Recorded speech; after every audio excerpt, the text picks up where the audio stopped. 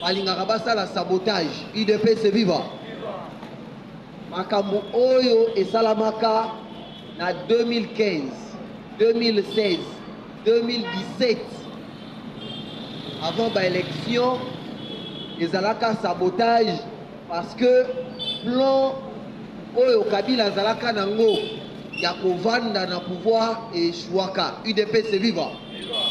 Monaka lolenge o ba masakaka ba congolais, particulièrement ba kinois parce que tozaki on a Kinshasa ezabo été si na kata ba église a aussi chimanga bazwa ba masas na lemba soki saint Augustin soki saint Adrien soki nini yango ba saint na bango ezalaka wana de chat kapangala o na matete azwaka masas ezalaki sabotage moko ya blague te.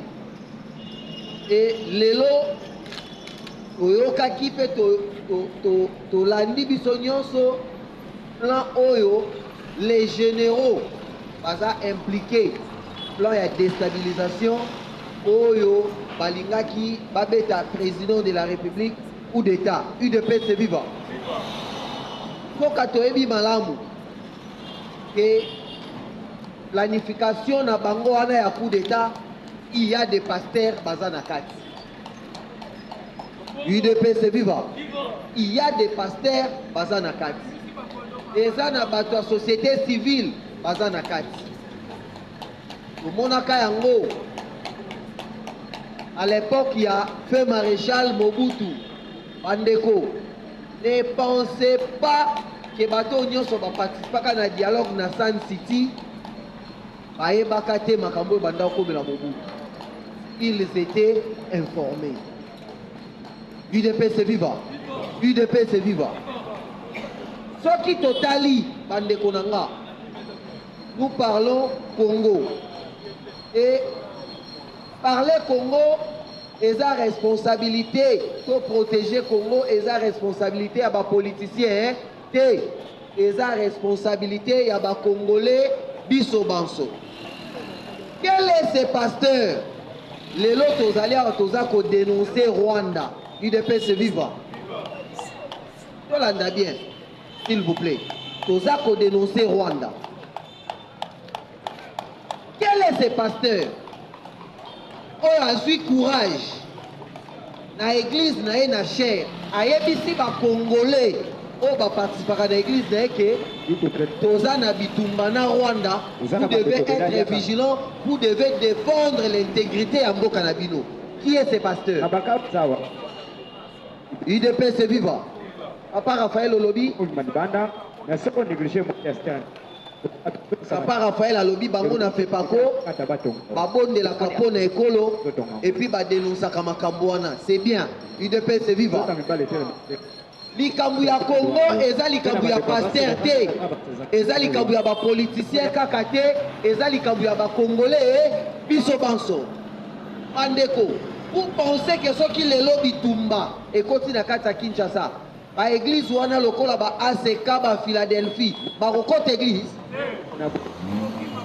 Non, ceux qui balingi ba s'isoler, pas s'exempter, pas l'ombre balobi que non, biso makambouana, nous sommes des chrétiens, on ne peut pas faire la politique. Pour défendre le pays, ce n'est pas la politique. Défendre son pays est un patriotisme. UDPS viva. Mais ça fait très mal. Vous constatez que l'église est belée. Je m'excuse. Les Congolais sont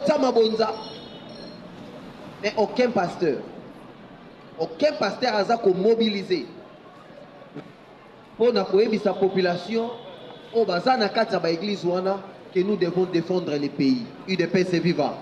Ça fait très mal. Ça fait très mal.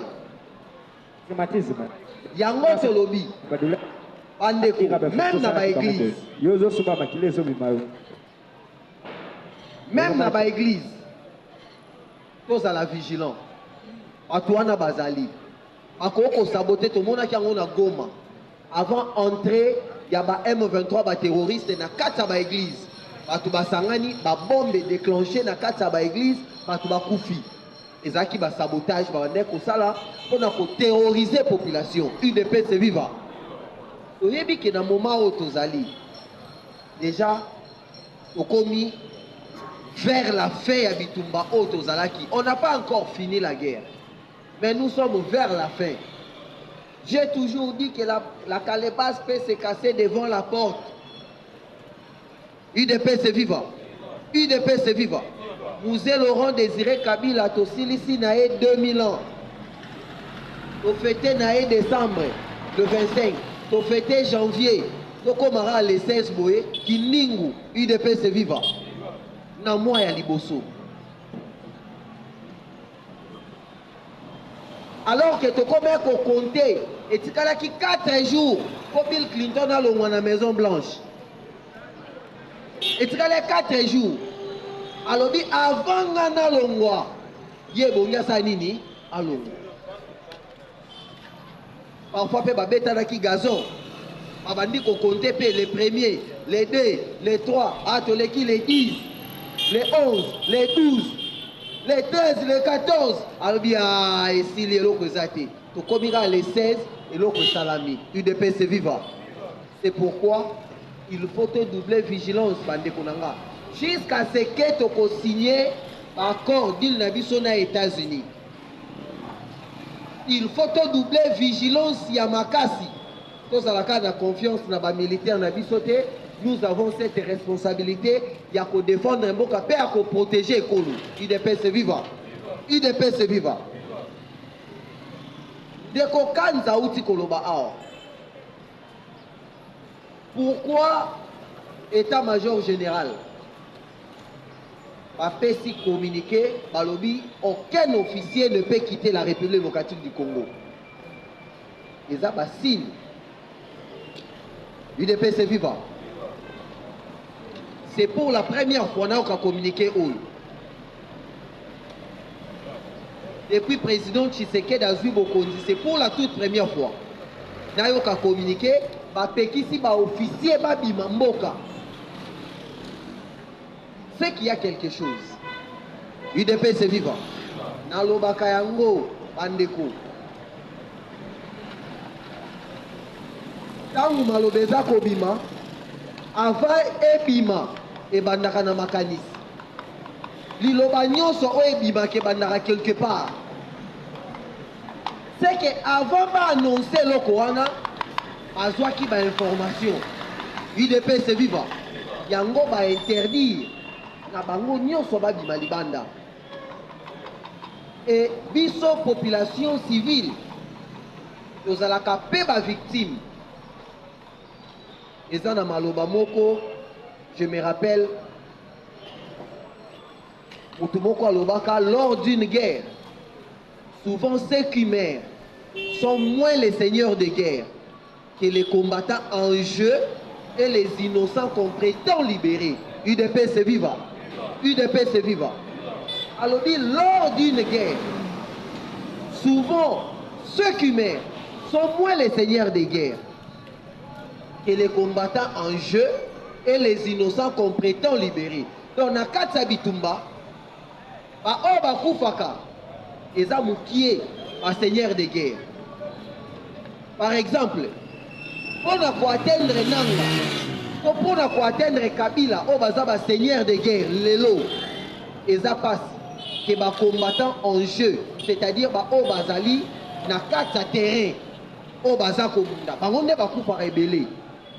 Pour ceux qui tomatisi Sukhoi, tant que betara et ozwananga te, et qu'on soit pe Kabila te, et zina nous ba combattant na bango oyo, baza na premier plan pour nous défendre, UDPS vivant. Et en plus de ça, pas innocent, et la population civile. Population civile, baza na parti politique garaté. Batebele bakoufi na Bukavu, bakoufi na Goma, ils ne sont même pas de l'UDPS. Ils ne connaissent même pas le président Tshisekedi. Ba pese atambote boite, ba monnaie même pas. Mais baza ba victime. Parce que ba terroriste, ba tourner canon na bango balobi contre le régime. UDPS vivant. Et pour réfléchir au régime selon Bango, il a fallu qu'on massacre la population civile. Pas ça, victime. UDPS viva. UDPS viva. C'est pourquoi, la population civile, nous devons être vigilants. Yangwana ta utobenga na manifestation. Ta utobenga na vigilance. Ezalaka pona ko interpeller batu nyonso. Kokaza awane makambo IDPS na kota ngote rien oza kobi kosa. En 1998, tangu endongo anaki awa na kati ya capitale. UDPS viva. Tango endongo anaki awa na kati ya capitale. Batu balia baloso bazo tuta na maboka. Masangu, il faut que tout yango boningoli po bozwa chenge. Est-ce que ezaki bato parti politique moko songolo bakala? Ezaki population civile nde anyokwamaki. Mais on doit protéger notre pays. UDPS viva. UDPS viva. Chers compagnons, makamuna lobi bangi sabinote. Parce que tout ça pour avancer malamu. Président Tshisekedi est l'homme le plus sage.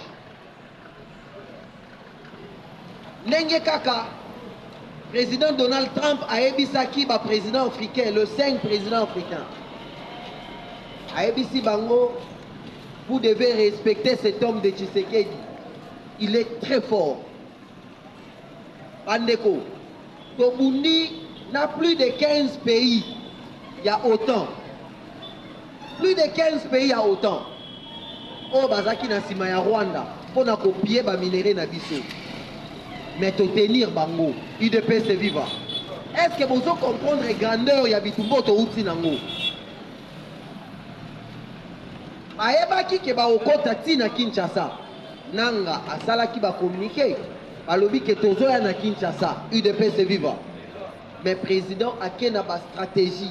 Akei. Til lelo batikali kotsama kolona bango na Kinshasa te. UDPS viva. Obete la no Fatima beaucoup bandeko. Et puis au moment où nous parlons ici, UDPS viva. Au moment où nous parlons ici, les terroristes et M23, les leaders na bango, ba komi ko plier bagage.